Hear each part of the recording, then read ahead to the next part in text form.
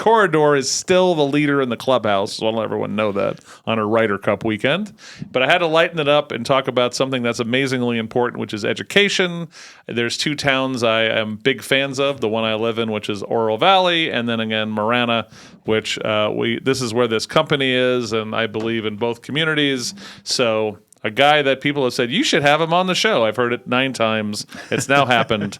Dan Streeter. He is the superintendent of Marana School District. Hello, sir. Hello. Yes. Thank you for having me. I'm glad we were able to connect and make it happen. I might be a little depressed coming in after listening on the way in. It's the reality, buddy. But we'll see if we can't maybe lift this up a little bit.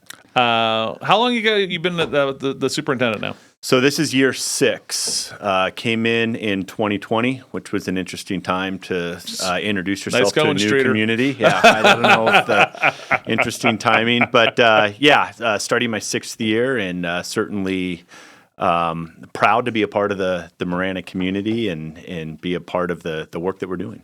Where's Dan Streeter from? Yeah, so grew up San Diego. Okay. I'm probably from Phoenix. I did move to Phoenix when I was in high school. Okay.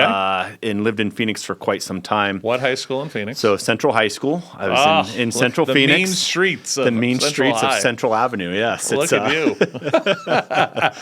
So, and really started my career in the Phoenix area. And then we were up in the Prescott area for about 11 years. Now, you can say you're a Sun Devil. It's okay. I am a Sun Devil. That's fine. My wife's a Sun Devil. We have some great conversations in staff meetings. We have a lot of fun with it. So your football team's not bad so far. Not bad, and I believe the count. I think we're at about 670 days since the last time U of A beat ASU in football. But who's counting? Somebody checked that, but I. So senior year of Central High. I don't know if they had guidance counselors in those days or not.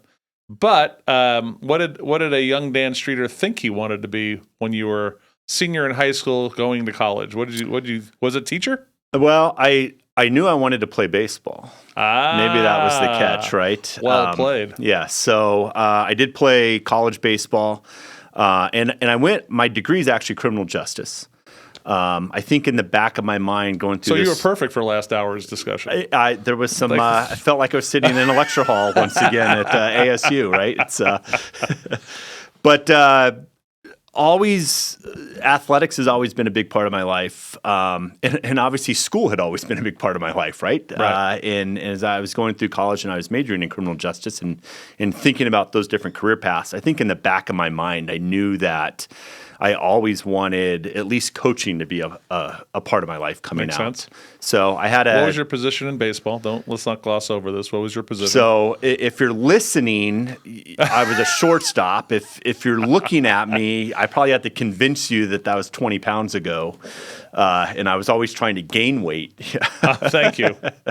But yeah, I was a middle infielder during my college years. Okay, best season at ASU. Sorry, I'm an NAU guy. What's your best season at ASU? What was your best season? Well, hitting wise, fielding wise. So I'll tell you, actually pre ASU days at Scottsdale Community College, I think my favorite year was my sophomore year. Okay, and the bad part of the story is we didn't make it to the Junior College World Series, but that was a fun team that went on a run at the end of the season, won 21 of our last 23 games. What's your mascot at the Scottsdale Community College? Oh, the Fighting Artichokes. Thank you very much. Yes. Maybe the greatest name out there. Come on. That's pretty damn good. Yeah. So, but that was a fun year. We went on a late season run and made it to the regional final Nice. and lost to Arizona Western, who did represent the region at the World Series. But that was a great. Sure. So you and David Spade both went to Scottsdale Community College. Yes. Yeah. The famous alum. I think that might be where the similarities. I think Bill Hader from Saturday Night Live also Is he? did Yeah. time there because he talks about how he went there and the big the movie theater on Mill, the big Harkins. Mm-hmm. He used to work there. And Scottsdale's known for their film school. That's true. That's why he was there. Yeah. Okay, So, look at us making it there you happen. go. And best season at ASU. And so I left Scottsdale. I went to Regis University. I finished my degree at ASU. Gotcha. So Love it. there All you right. go. So you graduated with criminal justice, Yep. And what was your first gig at it with your criminal justice degree? So here's a great story. Well, I think it's a great story. You may disagree. Graduate with a degree in criminal justice. At the time, I applied to all of the police departments in kind of the Maricopa County area. Had taken the LSAT, was kind of looking at that path. That's entry exam for law school. Yep. An acronym. We talked about that coming on the show. We can do a whole hour of acronyms if you'd like. That's okay. But a good friend of mine was a school psychologist in middle school, and he said, "Hey, I know you're applying to the police departments, but I also know that's a long process. And anybody who knows anything about that process, that can be a 9-month process. I'm starting this new special education program at this middle school. I need somebody that can come in, work with students who are being removed from their class." I think you need a security guard, I think is what he was recruiting me to be. A teaching security guard. Yes. He said, "Hey, I'll give you $15 an hour. I'll give you full benefits." And I said, those are two things that I could use right now, right out of college. So I did that. I worked at Madison Meadows Middle School in the Central Phoenix corridor. And I'll tell you, I was in that position for about 2 weeks working with these students, and I came to the realization that this was a group of kids that had, no fault of their own, had been dealt a really crummy hand in life. Sure. And somebody was going to have to be there to make sure the game of life was going to be played fair for these kids. Okay.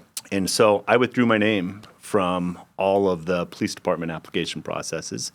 I re-enrolled in the post-bac programs at Ottawa University and University of Phoenix. Yep. I don't even know if Ottawa's still around. I think they are. I think I see it from time to time. But they haven't changed the sign on I-17, which is a possibility, right? But I did my post-bac, secondary special education, and I was a special education teacher. Also a coach, a baseball coach and football coach for many years before being tapped on the shoulder to look at some different leadership positions. Ottawa's still around. Is it? Okay, good. Confirmed. Yes. So special ed is like a ministry. It is. So I have a very good friend, Eileen. She's in Yuma now, but she has taught special ed from post-college to age 67 now because they don't want to let her go. Yeah, right. Because I as can you imagine, know, yes, high quality teachers that want to be in SPED it's a rare bird. And we offer an additional stipend for all of our special education teachers. To your point, yeah. All right,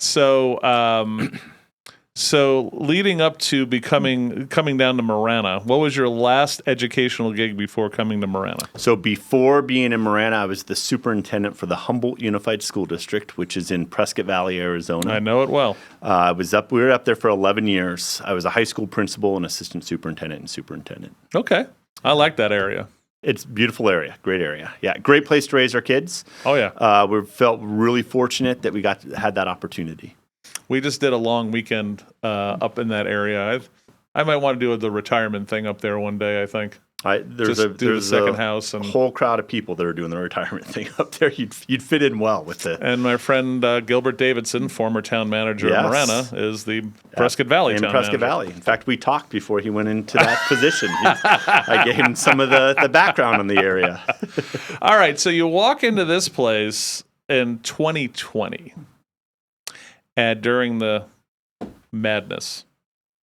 It was an overreact in so many different ways. Madness is a good way to. So how did you handle and your board? Because this is tough, right? And there's so many different factors that come into decisions, right. Fear is running rampant, right? But at the same time, you're trying to maximize a true educational experience for kids in their unbelievably sensitive formative years. Absolutely. So how did you guys balance that or try to?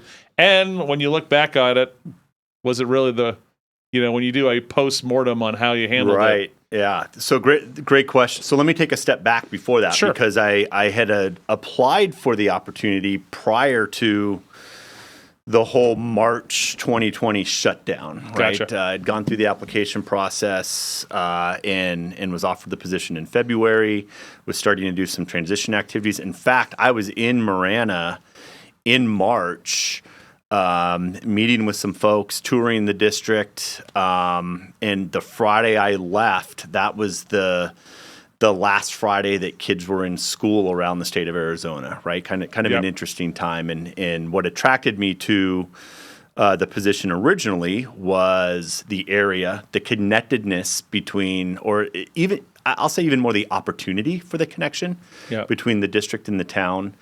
And I'll be quite honest with you, I was looking at some achievement scores, and I felt that I saw some room for growth and some opportunities to make a difference, similar to the difference that I had the opportunity to make in some other places.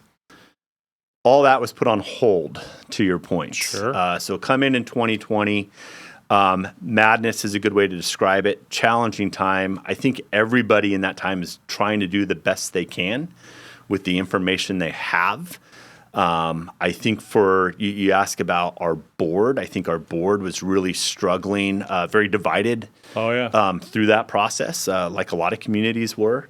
And you're really trying to root your decision making in something, right? We have to base decisions on something, whether it's what are you getting from health officials, right? And I think for a long time that was where our decision making was rooted, was what's coming out from health officials. I think this took a long time, and I know in Marana we started looking outside. Just local health officials. What's the conversation happening at the national level so that we can start to make some decisions based Sure. off of that? I thought one of the big shames with current health officials during 2020 is everyone was taking a hard look at the UK because they were already in school for summer, this type of thing, and they let the kids go back to school. Right. And they didn't see the numbers. I remember having Ravi Shah, who's on the TUSD board in September that year, go, well, it looks good in Europe. But they never did it at TUSD. So there was already that kind of stuff, but it did not penetrate the brains of local health officials in America, which I wish it would have, because we're seeing the fallout from how it was handled Right. is just catastrophic. And and you had some conflicting messages going on during this time too, right? Yep. Schools were being told to shut down. Yeah.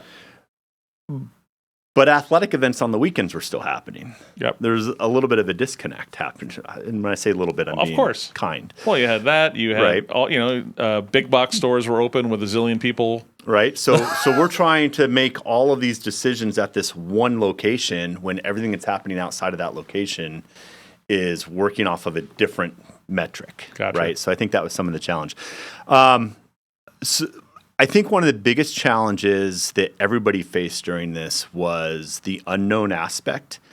And I think one of the biggest stressors was nobody had a timeline, right? Like Right. we were able to shift pretty early on to a remote learning option.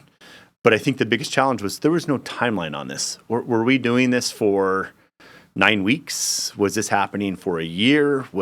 I think that was one of the things that everybody really struggled with the most, and I think is what made the pandemic maybe more challenging than anything else, was nobody knew what the time frame was on this. Looking back on it, so I mean, let's hope that we never go through this again. Now knowing that we could be in a situation that could last, up to 12 months. Right. I think there's some ways that, especially in a district the size of Marana, where you could really meet some of the individual unique needs of various parts of your community in different ways. I think if you could go back, you could have opened some sites. You could have provided a more robust online remote option for some sites. I think we were kind of playing in this all or nothing for everybody. Yeah. And I think a lot of that just had to do with we weren't sure how long we were doing this. Yeah. And I think now we're more equipped to. So one of the things that come out of this, and this is near and dear to my heart, of course, is always going to be literacy, third grade reading level. And you had the idea that as a school board, you guys made a decision that reading had to be done differently. Yeah. Right. And so Carlson comes on, tells us, right, and brings on your literacy lady who's great. Yeah, Jill Cordova. Jill, love Jill, right? And then your assistant administrator who was Kristen Reedy is probably Kristen Reedy, yep. And I'm like, this is great. And so we learned after a year of it what your third grade reading level was when you made that decision. which I believe they said it was 4% of your third graders were reading at third grade level before you made the change. Does that still sound? I don't know if that's the number, but that doesn't sound good, and the number wasn't good. Okay, I agree with that. And then supposedly after a year, it went to 30% or so. Right. And so what are we learning about the kids of COVID in that critical K through 4, K3 level? Where did they, when they got to 4th and 5th grade level, I assume those kids they're still struggling, right? When you think about you're lacking critical elements of your foundation, and as you keep moving through the system, if you continue to lack those elements of the foundation continues to show cracks. Yeah, as you go. We used to say educational barnacles, right, on a ship. It just keeps growing until the ship can't. It's got a lot of problems. Can't move anymore, right? Yep. So let's do this. It's 8:20. I got to take a break. We're hanging out with Dan Streeter. He is the superintendent at Marana School District. And if you have any questions, 520-771-5101. I think he already answered yours, 121-year-old man. So about the idiocy of remote learning. That's what he said. So anyway, you're on the Live the Dream Media Network. Christy Simone, Dan Streeter, and you. We'll see you in just a bit.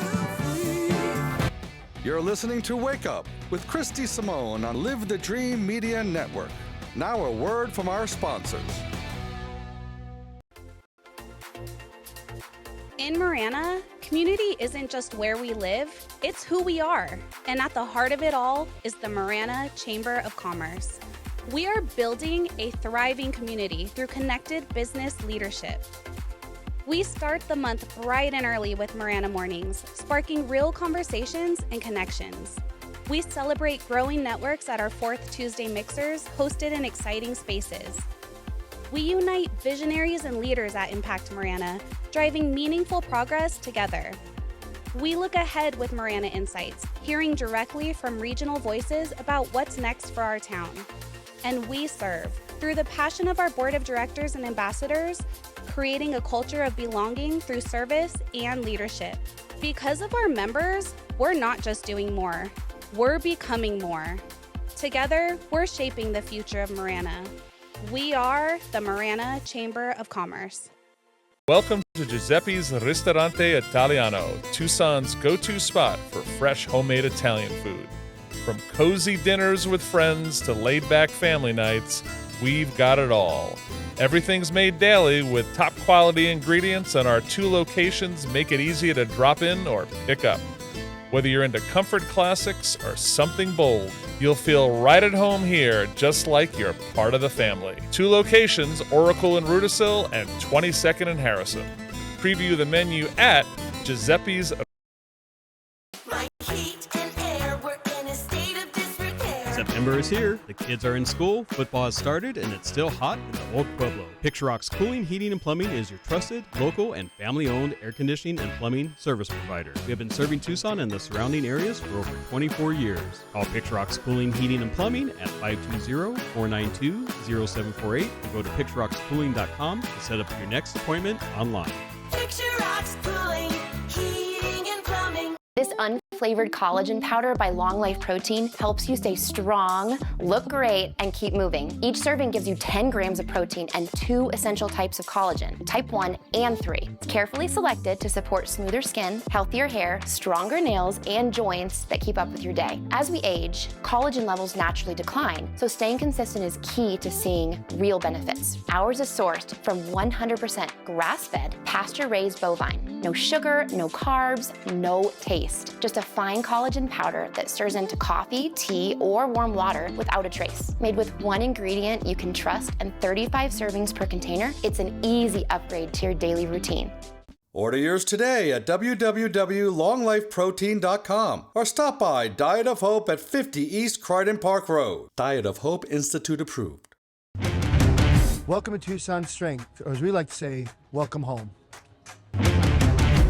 We are Tucson's locally owned gym that was built out of a passion for strength. Our goal isn't to slam our gym full of people for the lowest price possible. We are here for those that want a focused training environment with the best equipment around, and a supportive community that is tired of the big box gym scene.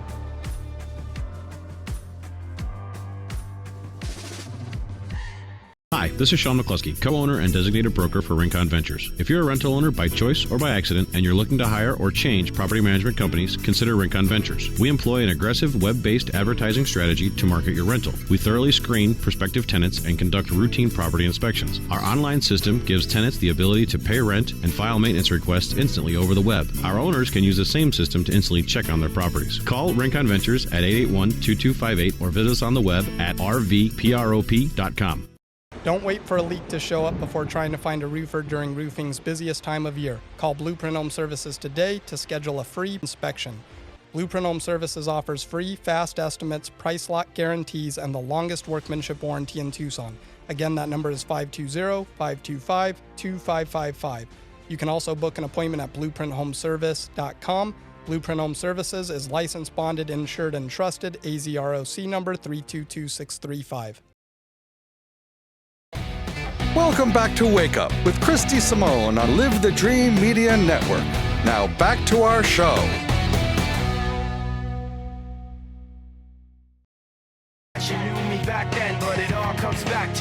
You're on the Live. Oh, let the music go first. Sorry. All right, a little Linkin Park bringing us in. Let's see. Thank you. Oh my gosh. Just got a message from Lawrence about how he's no longer teaching in the M5 school district. Might have a job here for you. We can do something. This is Dan Streeter. He is the Marana School Superintendent. How many? I was looking. Well, it just came up. It was the Goldwater thing about superintendent pay, but that's not the part I want to talk about. Was 12,284? 12,284. That's probably our ADM number. It was your ADM number. So 13,000 is the number. We hover right about that, and we've been pretty consistent with that. A little bit of growth off that number, obviously, primarily in the North Marana area. How many kids were there when you got there in 20? Well, 20 because you had a little bit of a COVID dip. That's true. Right? We dropped down to about 12.6. Gotcha. I think we probably just regrouped to where we should have been, and then now we're starting to see some of that growth from the building that's happening out there. And we saw it at the Lehman Academies that people, because we stayed open in person. And so then you get that other element, right? It worked both ways. Correct. So when again, my broken record on stuff is I'm to a point now with information is so free and available on the planet that if kids can't read, it's like to me, it's like one of the biggest crimes in the world is it's all out there. You can literally give yourself a college degree without the certification if you can just read. The single most critical skill and the single most important predictor of success. Right. I mean, there are studies after studies that are done around this. Yeah, they used to talk about the. I don't know if it's true, right? It's the urban legend of the guys who build prisons. Right. Third grade reading rates tell you how many beds you need. You are correct. I think there's an urban legend to that, but there's a very real statistic about mortality rates based off of reading ability. And so to say that it's a life or death proposition is truly not a hyperbolic statement, right? There's something that backs that up. So when Marana did the change of how so let's just refresh everyone. What was the old way of teaching reading in Marana School District, and what's the new way of teaching reading in the Marana School District? So let me, if you don't mind, I'll go back one step too, because you mentioned this right before we went into the break, making the change, and I'm gonna, when you say that, I can tell you exactly where I was standing when we put the edict out, and it was in a principal meeting, and it was my second year as superintendent. So we were past the remote. Now we were in the to mask or not to mask debates. But what we were looking at our literacy scores, and we were looking at them through the lens of the pandemic. Right. What's the impact? And I'm looking at the scores. I'm watching my assistant superintendent do this presentation, and my principals are looking at these numbers, and I kind of stepped in and I said, guys, stop. Like, these are terrible. Right. This is a problem. This is like, we keep talking about this, but we need to start identifying what the exact solution is going to be. And let's not confuse that prior to the pandemic, they weren't much better.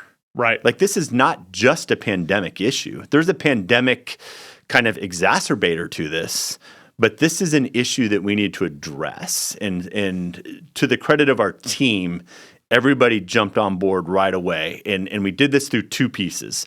What's our immediate right now fix, and then what's the long-term fix? Yeah. The immediate right now fix was get every adult in the district trained in literacy so that we can start working with kids face-to-face small groups. That meant bus drivers in between routes on an elementary school campus working with a small group. That meant facilities guys on a campus getting trained so they could take a small group during reading blocks. That meant administrators, principals, assistant principals, everybody on a campus. We needed all adults, all hands on deck. Let's get some very specific reading blocks built in where we're not just doing instruction, but we're doing immediate interventions and doing the remediation. That was the quick fix. Yeah. The longer term piece was to what your question is, really two pieces to this. One, we had to have a coordinated, cohesive effort in this. This couldn't be everybody pick what you think is the best way to address this. Correct. This is a system-wide approach with a recommitment to the foundational basic skills. Really, I mean, phonics is the word that everybody is really familiar with, right? Science of reading that really doubles down on phonics instruction. And that was really where we put all of our resources is a system-wide commitment to those foundational basic skills. And not allowing people to opt into that, but now this is the expectation. And when we're walking around campuses, this is what we should see. That was our biggest shift. The second, well, I shouldn't say the second because I'm on my third, but the third shift was now, how do we move beyond looking at the science of reading, K1, 2, and how do we start thinking about what does this shift look like from kids learning to read so that they can make that transition to reading to learn as they matriculate through the system? Right. What does that look like? How are we approaching informational text? Right. How are we approaching some of our nonfiction work? How are we teaching kids? I call it pen in hand reading. That might be just aging myself, but that's what we called it when I was in the classroom, right? What does pen in hand reading look like? And so then starting to make that shift as we move from primary to intermediate and secondary grade levels. Pen and write and reading, the idea that you're reading a nonfiction text and the ability to take notes off, comprehend and take notes off. Annotating, Got and it. then when we're having a conversation about that, it's you have to be able to tie your opinions back to some type of evidence, right? So when we look at all the scores across the board, I mean, even so, I'm an Amphi guy. They're barely at 50% for a school district. I don't know where you guys are at for a school district, right? And so it's always worse than the average bear thinks in their town where they live, right? Some south of here are in the 12 to 16 range. So when we talk about, the state of Arizona, right? And I know so is it the idea that the state of Arizona hasn't blown the horn on literacy yet? Right, because I love to talk about the Mississippi Miracle. Right, yeah. The entire state 10 years ago, everyone's like, you guys are a bunch of rednecks. You don't know how to read. The entire state in a coordinated approach to address this, right? I think, and I don't want to jump on the state of Arizona, but that's my job. But we need to do, but where is that call? CCB in the live chat, do you have teacher-certified librarians in the schools? Research shows that makes a big difference. We do not have certified librarians in our schools, yes. Gotcha. She's a librarian, so that's what she's... Yep. I think you're looking for a job. Marana.org. Marana Schools. MUSD.org. MUSD. Marana USD. So here you are. This is really your first district that you've been in charge of, right? Well, second. I was in Humble. I was superintendent in Humble. I said assistant, and you went to... I apologize. So looking at the growth of the town, right? And we know there's birth crashes coming up, it looks like, in relation to what's our... how many people are being born and all of these... A large decline in birth rates, right? Throughout the state. Yeah. And so you have to deal with that. But at the same time, you're in a kick-ass town called Marana that's amazingly growth. I got... I don't know if you know this or not, but Raytheon is going to be hiring somewhere between 3,000 and 5,000 new people in the next few years. I didn't know that, but I'm not surprised by that statement. Well, the big beautiful bill, Yeah. they're making so much money off of that they're going to ramp up 3,000 to 5,000 people. So we need to get interchanges completed so we can get home building First going. First call was the post when I earlier. John, they're coming, bro. We do have land in North Marana, so But at the same time, with your schools, right? They're going to come your way. So talk about kind of how do you handle the weirdness and growth patterns in at Marana School District? Yeah, I mean, that's a great question. I'm glad you asked that because Marana is a little bit unique in that we have to address growth by adding square footage. At the same time, we have to address existing square footage in some of our older neighborhoods, right? Right. And primarily look on this side of the freeway. You look at elementary schools like Butterfield and Quail Run and Ironwood and DeGrazia as examples of some of our older schools that are to the center of their little neighborhoods, right? They are. And they need attention because there are older buildings. I think that's probably our biggest challenge is trying to be really conscientious when you go to your community and ask for a bond, which we did back in 22. And it was a bond that was based off of a comprehensive capital needs assessment. It was based off of that, what could we address through grant funding, right? And really get down to the bottom line, the bare bones, all right, this is actually the bond that we need and that would build a new school right? that we need. And think about during that time in 22, right? It was still a time that, I mean, everybody was kind of reeling from the pandemic, right? So we had to be really conscious of what people's economic situation was at home. So bare bones bond that we did, but a lot of the pushback that we've gotten on that bond is how did you address our aging schools? Sure. And that bond had little to do with aging schools at the time because the immediate need was addressing the North Marana growth area. So this is building Tangerine Farms. Okay. So Yeah. And Tangerine Farms is what, a mile and a half from Gladden Farms? Gladden Farms. Right. And we were hoping for 350 students. We have 600 students at Tangerine Farms. Gladden Farms is at about 580. Okay. What's the capacity of both? Tangerine Farms is built for 800. Gotcha. We know how much Gladden can go up because that's how they were up about 750 prior to Tangerine Farms opening. Gotcha. And Okay. then Estes Elementary, which is still out there, is still at 500 students. Okay. So pretty healthy in that North Marana area.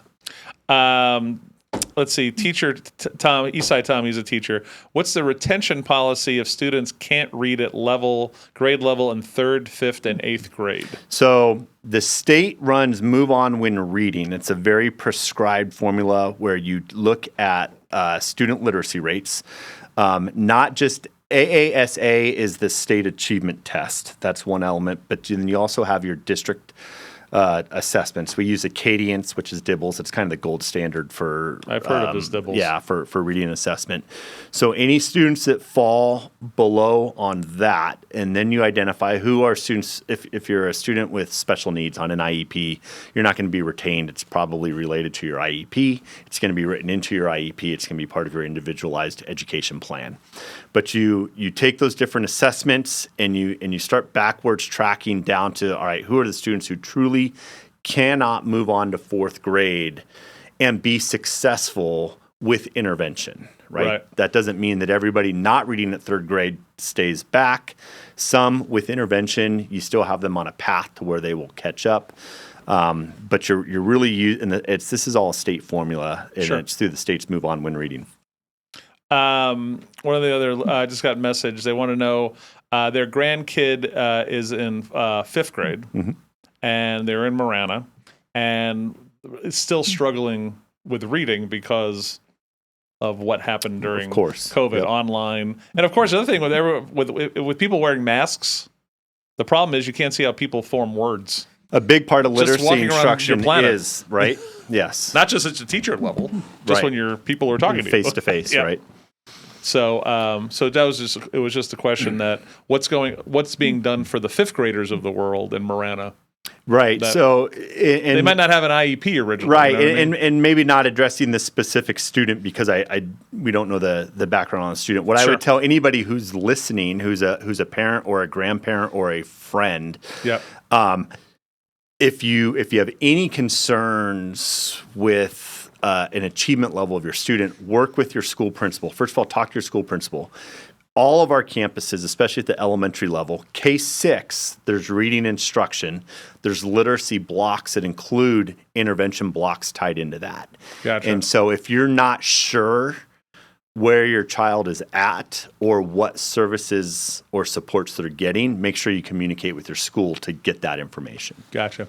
All right, Tony, we got to go to break. One more break before we'll do one more segment with Dr. Streeter, and then Ron Arenas is coming up just in a little bit, 22 minutes, with Southwest Flavor with him and Will Pena. So keep hitting us with good questions and comments in the live chats. We love it. All right, you're on the Live the Dream Media Network.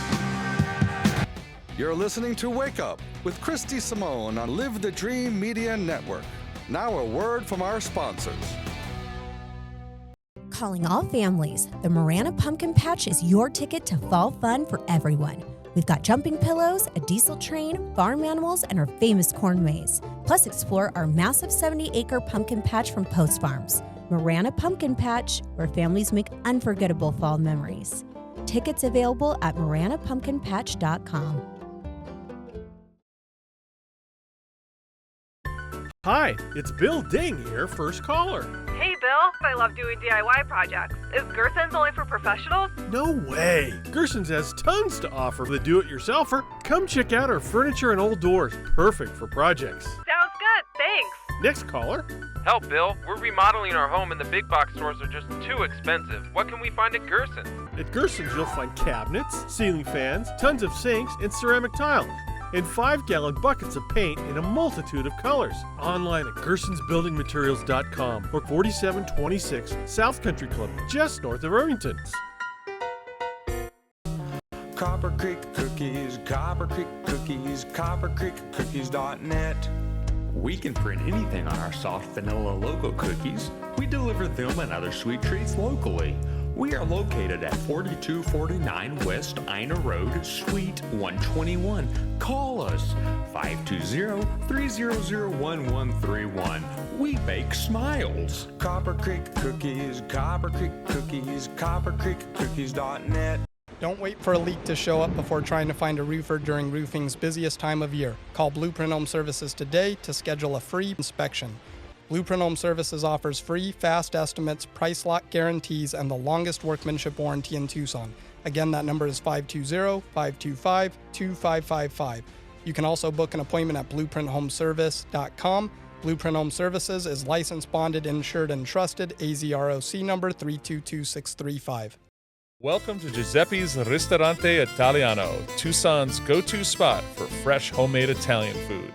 From cozy dinners with friends to laid-back family nights, we've got it all. Everything's made daily with top-quality ingredients, and our 2 locations make it easy to drop in or pick up.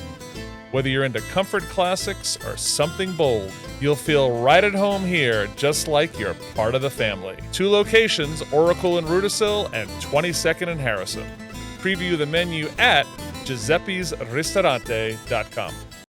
Hi, this is Sean McCluskey, co-owner and designated broker for Rincon Ventures. If you're a rental owner by choice or by accident and you're looking to hire or change property management companies, consider Rincon Ventures. We employ an aggressive web-based advertising strategy to market your rental. We thoroughly screen prospective tenants and conduct routine property inspections. Our online system gives tenants the ability to pay rent and file maintenance requests instantly over the web. Our owners can use the same system to instantly check on their properties. Call Rincon Ventures at 881-2258 or visit us on the web at rvprop.com. When water damage in Marana strikes unexpectedly, it's important to respond quickly and efficiently. Voda Cleaning and Restoration provides fast, efficient water mitigation and mediation services to protect your home and prevent further damage. We manage every aspect of the restoration process, including water extraction, structural repairs, and mold prevention and remediation. We also offer expert cleaning services to restore your home to a clean and healthy condition. If the water damage is covered by insurance, we'll work directly with your provider to simplify the claims process. Our goal is to make the entire experience as stress-free as possible. Don't wait, act fast to prevent further issues and costly repairs. Ask about our expert floor cleaning services. You will be impressed. Give Clint Bolin a call at 520-891-7235 or schedule an appointment at myvoda.com. When exploring America's best city for Mexican food, start off at one of the best, El Taco Rustico. Chef Juan Almanza is crafting some of the best dishes in Tucson at 2 locations, Grant and Oracle, and the new Rustico Dos at Park and Silver Lake. Everything on the menu is a standout, from the shrimp rojitos, costilla beef ribs, to Arizona's best birria. Head over to Rustico Dos for Juan's amazing smoked brisket, pulled pork and ribs, plus all your Mexican favorites. For more, check out tacorustico.com. Welcome back to Wake Up with Christy Simone on Live the Dream Media Network. Now back to our show.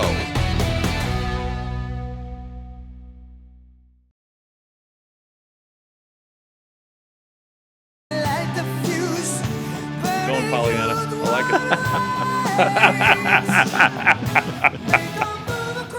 it. There we go. B-side off of Journey Frontiers. You're on the Live the Dream Media Network. Dan wanted to know, what are we going to listen to next? We've done Piano Man, Linkin Park, all this stuff. All over the place. I'm impressed. Well, next time you come on, you can tell me what songs you want, and we'll play it. Well, we'll get to that before this is over. Okay, I like that. This is from Chris King, Vail School Board member. I like Chris. Chris is a great guy. Yeah. Running for LD 17 now. And it says, Dan's a good guy. Interview is going well. Thank you. Rex, your reading program helped my granddaughter with her reading. Thank you. That's great. Good to hear. Umpire John, as an engineer aviator, what are the math catch points? Why do I not understand that question? I don't know if I fully understand. Interpret Umpire John. I could do an hour. I mean, boy, we could do an hour on math. You haven't gotten to math. But I don't know if I understand the question. I think there are certain elements of math. Well, one, when we talk about primary grades, we need to have a greater focus on fluency. I think that's something that's been lost over the last couple of years. Yep. I think we've improved the conceptual understanding of math to really in a positive way, but I think it's been at kind of the downfall of fluency, which is critical for getting back to those foundational skills. And I think not just as a district or as a state, I think as a country, I think we're going to see some really negative impacts as a result of that, if we haven't already. Well, and lack of literacy affects math. Absolutely, 100%. Right? I mean, if you can't read, how are you going I think fluency at the primary grades, there are some checkpoints that we talk about, Algebra 1 in 8th grade, making sure that kids are hitting that piece.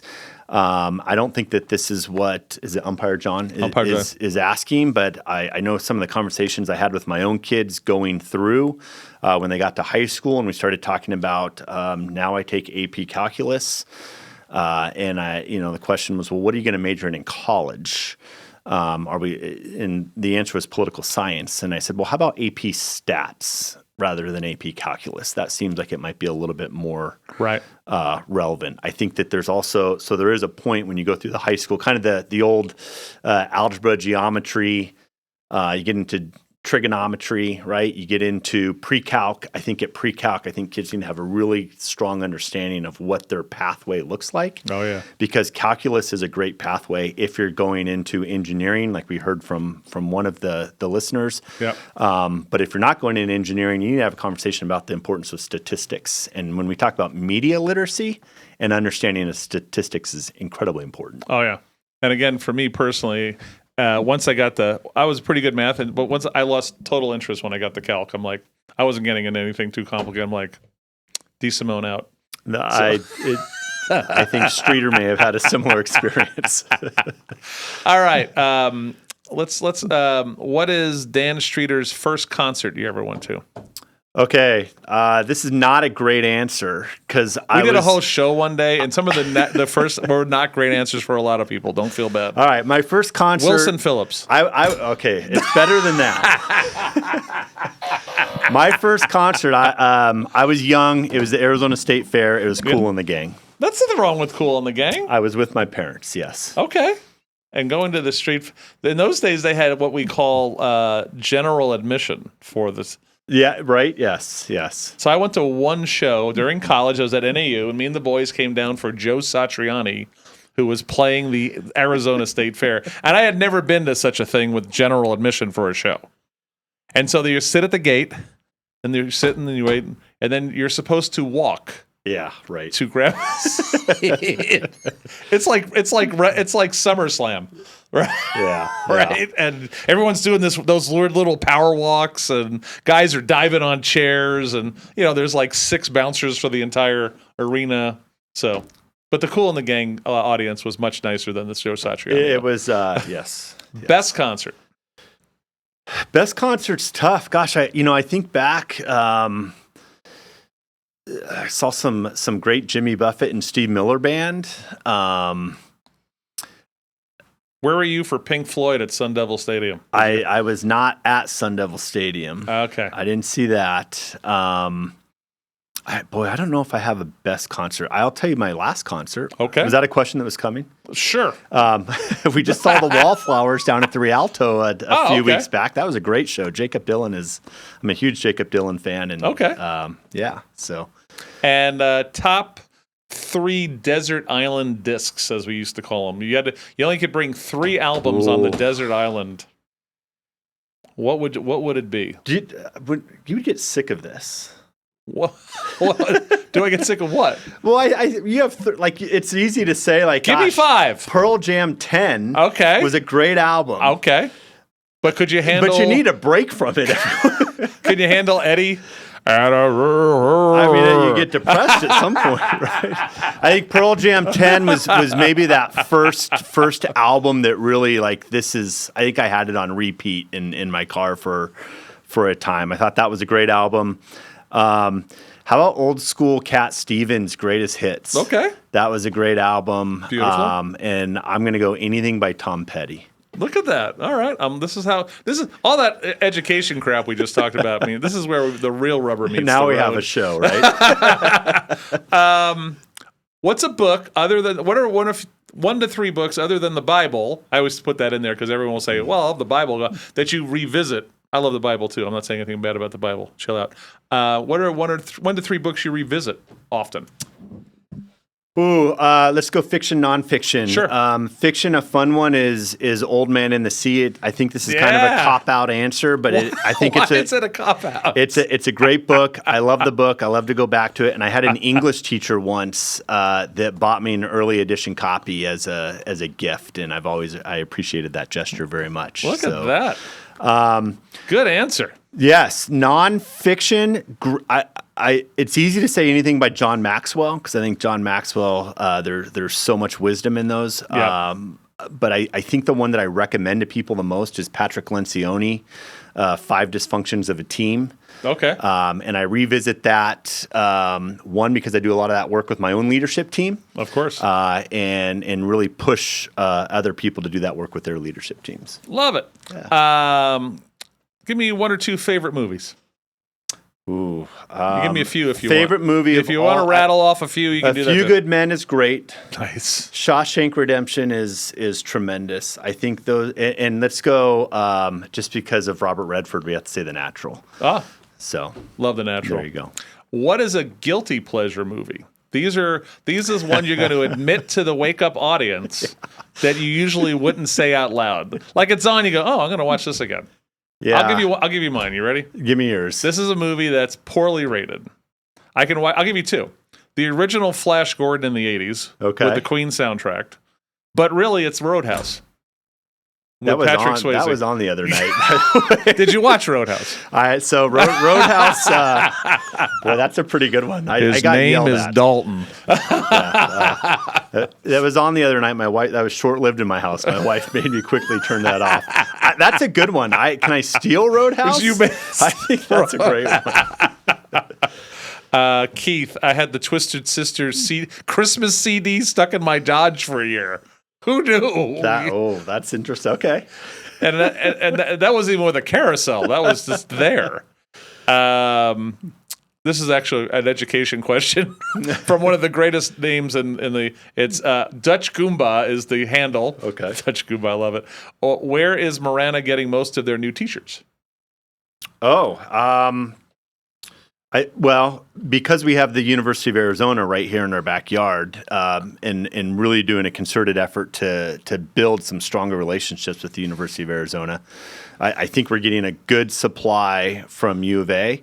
I also, I mean, I think there's great work happening in Marana. I think we have, Chris King earlier you mentioned. I think Vail. I think when you think about this area, I think people are attracted to Vail and Marana, and so that's really been one of our goals is to make us be the destination in Pima County for educators. Okay. So. Back to the real questions. Where did you meet your wife? High school sweethearts. Yes. Central High. What's their mascot? Central High School Bobcats. Bobcats. And how long did it take for you to propose to her? Oh, right when we graduated from college. Okay. I made the proposal. So you had no real job at this point. No, her dad could not have been happy. This is this is before the $15 an hour offer. Teacher's aide position, yes. So kudos to my wife. She saw something that maybe nobody else did, right? I got a good one like that at home myself. Where did you propose to your wife? Sedona. Look at you, Streeter. Yeah, right on the creek. Ugh. Did she know? She had no idea it was coming? She had no idea it was coming. You knelt down in Oak Creek and... We were there's a story here. This is why we ask these questions. So I took my wife to Sedona. We played Sedona Golf Resort. We were playing golf together. Okay. And I was going to propose to her on the golf course. She has a temper. She's not a great golfer. The move did not present itself on the golf course. She just scored an 8 on a par 3. So we left the golf course. Putting the ring back in the pocket. So two things happened. I took her down to the creek. I proposed to her on the creek, and we made the agreement that we would never play golf together again. It's worked out. And you guys kept that alive. We have. She's brought it up, and I've reminded her that I'm not interested in playing golf with her. What are 1 or 2 really good places to eat in Prescott first? Ooh, and then I need something more here. We're gonna do it. So great places in Prescott. You can do Prescott Valley, Humboldt. No, there's a great place in Prescott. It's off the square, and I can't. Oh my gosh, it's what kind of place is it? Let's do that. It's an American fare. It's more of a farm to table place. Barley House is another great place. I just ate there we sat outside on the patio there. Great. It's a great patio. Very dog friendly. Yep. And it started raining, and it was like, this is beautiful. That's a cool place. Yeah. We spent a lot of time there when we lived up there. I wish I could think of the other one. You know what's kind of a fun place up there is Park Plaza. Okay. It's a liquor store. Okay. They used to have a snack counter in there. It's a full-fledged restaurant now. It's just wow. It's a cool vibe. Okay. Food's good. It's bar food. Don't. That's okay. But it's a cool vibe in there. We had the Hounds, so we ended up at Red, White, and Brew. Yep. On the corner there. Kind of came in right after we left. Yeah. So yeah. And that worked out I'm gonna say it's fine. It wasn't great, but the Barley place was much better. Yeah, that's a cool place. I just got a text. Maybe I have. It's from Mrs. Don't tell that story. And then I went to the farm out there in Prescott there, out in the valley there, Humboldt, the farm that has, you can pick your pumpkins. Oh, yeah. That place is amazing. That's a cool place. And there's another place out in Chino Valley. Oh, really? It's it's farm winery. Okay. So you get wine, you get, usually do more of a food truck thing. Okay. But kind of let's get some kind of basic live music, acoustic sets out there. Favorite baseball player? I grew up in San Diego. The answer's going to be Tony Gwynn. Thank you. It's pretty easy. I love Tony Gwynn. Oh, yeah. Just like the nicest guy in the world. Nicest guy. I can hear him talk. I can listen to him talk about hitting. Oh, yes. And I grew up running around Jack Murphy Stadium. So it was, yeah. I think my favorite 2 things was him and Greg Maddux, right? From 2 different parts of Greg Maddux is a pitcher, right? Just to let you rookies know. And what happened was the umpires' respect for their eye of what they thought was a strike and not a strike was they always got the benefit of the doubt. Yeah. And Tony never argued, really. And what would happen is if he laid off it and they thought it was a strike, they'd say, well, Tony didn't think it was a strike. It must be a ball. Yeah. You know what? I love the Greg Maddux story of him pitching to hitters in June and July, right, in preparation for September and October at bats. Yep, isn't that crazy? Setting hitters up 2 months before the big, right? That's it. Amazing. And his control was so awesome that he would start a ball 3 inches off the plate. Yeah. And then he'd bring it in an inch. Yep. And see if he got that. And then he'd bring in another inch. Yep. Yeah. And now local restaurants, and then we'll let you go for the day. You got to help me out. Sure, We've been here for about 5 solid years. What do you need? We ate at Blanco last night. Yeah. We like La Encantada. It's a good area. I am excited about Charlo's Steak. Oh yeah, as you should be. We had one meal there. It was outstanding. I think that Ina and Oracle intersection, I think there's some nice options there. I mean, my Uber Eats account is probably oversaturated with Truland deliveries to the house. But gotcha. So what you want to do? So in the future, I have a website. It's called DSimoneHQ.com, and there's something called Chris's Favorites. There's a listing of 35 go-to places. Okay.